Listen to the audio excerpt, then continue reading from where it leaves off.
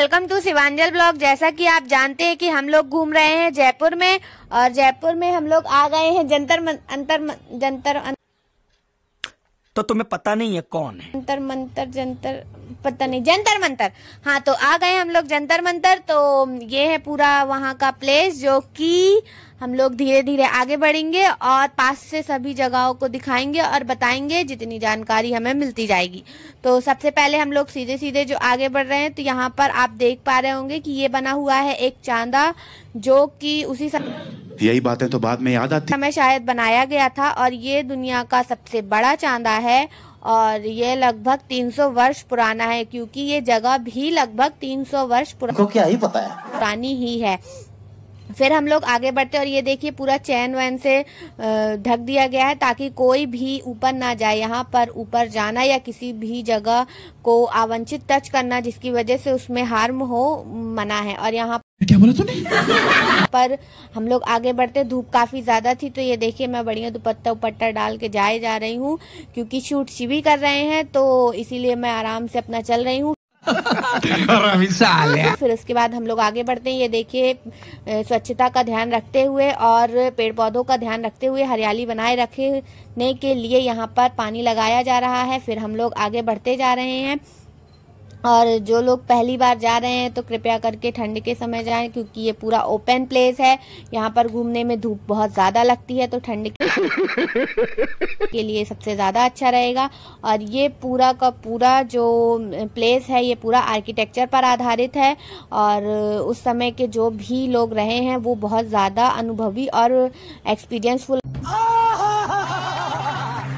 रहे हैं, तभी इतनी बड़ी जगह में उन्होंने इस आर्किटेक्चर के माध्यम से इसको बनाया है। और हम लोग देखते हैं कि आज के समय मतलब अभी भी जो लोग कुछ, फिर हम लोग आगे बढ़ते और ये देखिए इस लड़के को किसी चीज से कोई फर्क नहीं पड़ता, चाहे गर्मी हो चाहे धूप हो, किसी चीज का कोई डर नहीं है। ये बिंदास दौड़ लगा रहा है, हम लोग इधर परेशान हुए जा रहे हैं, धूप है गर्मी है, इस लड़के को कोई फर्क नहीं पड़ता। फिर हम लोग सीधे तो रहने दो, फिर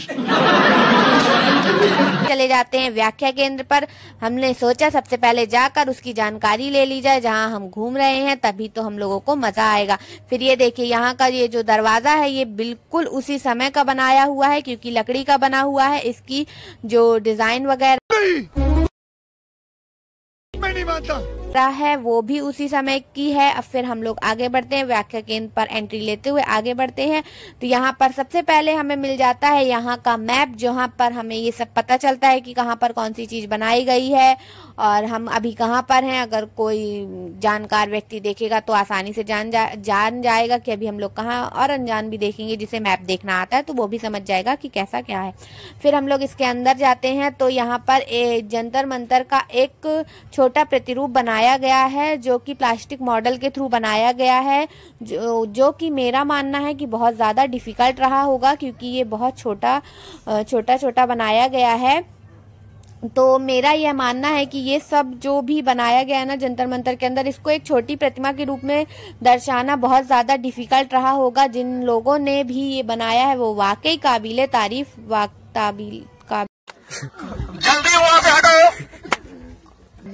बाकी तारीफ के काबिल रहे होंगे। तो फिर हम लोग आगे बढ़ते हैं और इस स्टैचू को देखने के बाद हम लोग यहाँ के कुछ इंस्ट्रूमेंट्स को भी देखते हैं, और ये इंस्ट्रूमेंट शायद उसी समय के रहे होंगे जिनकी सहायता से ही यहाँ का पूरा आर्किटेक्चर बनाया गया है। और ये सारे जो इंस्ट्रूमेंट्स है वो आप देख पा रहे होंगे काफी ज्यादा पुराने और पीतल के बनाए हुए हैं, जो कि उस समय पीतल ही मान्य था। तो इस वजह से सारी की सारी चीजें हैं जो भी, तो वह पीतल से बनी हुई हैं, क्योंकि आज के समय में पीतल का कोई भी सामान हमें देखने को नहीं मिलता है। और ये बाहर बनाई गई कुछ जगहों का एक छोटा प्रतिरूप है, जिसकी सहायता से बाहर की जो बहुत सारी जगहें हैं उन्हें बनाया गया है, और भविष्य के लिए इसे अच्छी याद के तौर पर रख दिया गया है, ताकि कभी जरूरत पड़े तो आने वाले समय पर लोग इस्तेमाल कर सके। और इस कैसा लगा मेरा मजाक? इसे सुरक्षित रख भी सके। फिर ये एक छोटा सा मंदिर की शेप में बनाया गया कुछ था, जिसको पता नहीं क्या था, यहाँ पर मंदिर की शेप में ही बनाया गया था। यहाँ से इसमें जाने के 3 रास्ते दिखाए गए थे, लेफ्ट राइट और सामने से। और यहाँ पर कुछ लोग भी खड़े हुए हैं जो कि समझ नहीं आ रहा था इसके बारे में। वहाँ कोई भी तो तुम्हें पता नहीं है कौन है? जानकारी नहीं थी मौजूद, ना ही कोई बताया था कि यहाँ ये क्या है और क्यों है। इसको इतना देखने के बाद हम लोग आगे बढ़ते हैं और बाहर निकलने का प्रयास करते हैं। तो धीरे धीरे हम लोग अब यहाँ से बाहर निकल रहे हैं। मेरे को तो ऐसा धक धक हो रहा है। फिर हम लोग ये एक रूम से बाहर आए। फिर यहाँ देखिए कुछ लोग यहाँ की सुरक्षा के लिए हैं।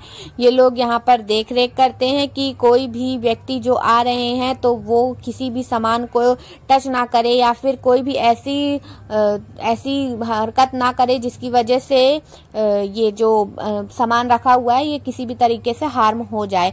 फिर यहाँ पर देखिए सभी जगहों पर ग्रीन बाउंड्रीज बनी हुई है और घास लगी हुई है और इन बाउंड्रीज के अंदर जाना सख्त मना है ताकि कोई भी व्यक्ति अंदर जाकर फूल पेड़ पौधों को कोई भी किसी भी तरह का नुकसान ना पहुंचाए। यहाँ की स्वच्छता बनाते हुए हम लोग आगे बढ़ते हैं। ये रास्ता बिल्कुल पतला सा है मेरी तरह, पर कोई नहीं, हम लोग इस पतले से रास्ते से होते हुए निकलते जा रहे हैं। और ये देखिए ये है वहाँ का मेन सबसे बड़ी बिल्डिंग, बड़ी इमारत जो हमारे मतलब आपको मत सिखा कि हम लोग पास से चलकर अभी आपको दिखाएंगे। ये वहाँ की सबसे बड़ी इमारत थी और ये शायद एक छोटा सा मंदिर है। यहाँ अंदर तो देखा नहीं हम लोगों ने, तो हमें नहीं पता है। और फिर हम लोग उसी इमारत के पास नीचे आ गए हैं जो अभी हमने आपको दिखाई थी।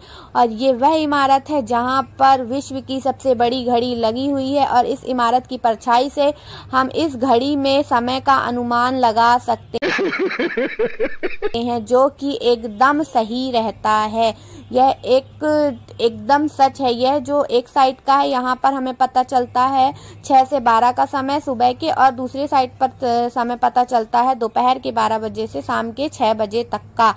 और यह उस समय के वैज्ञानिकों ने बनाया था और एकदम सही बनाया था। कोई भी व्यक्ति जो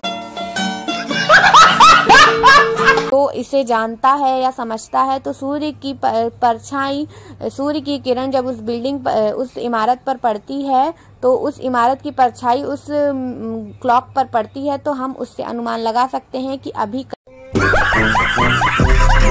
करंट में समय कितना हुआ है। और इन सीढ़ियों से हम नीचे उतरे थे और इन्हीं से अब हम ऊपर जा रहे हैं।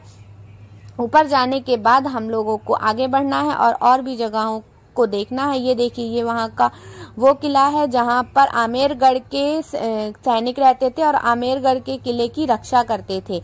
फिर उसके बाद हम लोग आगे बढ़ते हैं। ये देखिए यहाँ पर साफ लिखा है कि यंत्रों पर चढ़ना या फिर उस पर खड़े होना सख्त मना है। ना ही हम लोग उस पर चढ़ सकते हैं, ना ही बैठ सकते हैं और ना ही उस पर कुछ अपनी तरीके की कारीगरी कर सकते हैं। इसीलिए केवल वहां पर अनुभव करना है। अनुभव करने के बाद हम लोग आगे समझ रहे हो ना, बढ़ ही रहे होते हैं धीरे धीरे।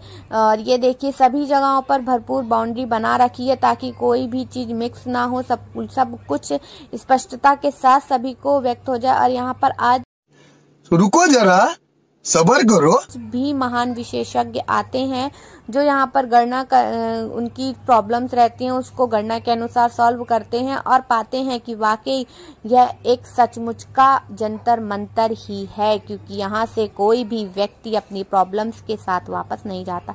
और यहाँ पर ये देखिए ये कुछ राशि वगैरह का रहता है जो कि हमें पता चला है। ये एक तार से इसमें एक बीच में इंस्ट्रूमेंट लगा रहता है, इसमें सूरज की परछाई जहाँ पर पड़ती है तो वह बताती है कि वह किस राशि पर पड़ रही है। इसमें देखिए ये बीच में एक इंस्ट्रूमेंट लगा है और ये परछाई के थ्रू बताता है कि किस राशि पर सूरज है और अभी सूरज कहाँ पर है। ऐसे ही इसमें राशि पता चलती है। फिर उसके बाद हम लोग आगे बढ़ते हैं तो ये देखिए यहाँ पर आगे बढ़ने के बाद यहाँ बाहर एक स्टोर थी जहाँ पर बहुत सारा सामान मिल रहा था। हम लोग गए थे अंदर, लेकिन फिर हम लोगों को लगा कि अरे यहाँ पर समय लग जाएगा, तो हम लोगों ने ज़्यादा कुछ नहीं लिया और लेने इसकी माँ का भोला चेहरा। के लिए फिर सोचा भी अंदर, तो वहाँ पर कुछ इशू हो गया था, कांच वांच गिर गया था, तो सब लोग साफ सफाई में लगे थे, तो हम लोग बाहर आ गए। और ये देखिए यहाँ पर एक काली बिल्ली पता नहीं पानी पी रही थी कि दूध। फिर उसके बाद हम लोग आगे बढ़ते और पिंक सिटी के बाहर जाते हैं, क्योंकि ये जंतर मंतर पिंक सिटी के अंदर ही था। और हम लोग ये पिंक सिटी से बाहर होते हुए आप लोग देख ही पा रहे होंगे, ये पिंक सिटी ही थी जो कि बहुत ज़्यादा मशहूर है, और जयपुर को भी इसी के नाम पर पिंक सिटी। तो दोस्तों अब हम मिलते हैं जयपुर के नेक्स्ट ब्लॉग में, तो अपना साथ बनाए रखें और चैनल को लाइक करें, शेयर करें एंड सब्सक्राइब करें। जय हिंद, जय भारत।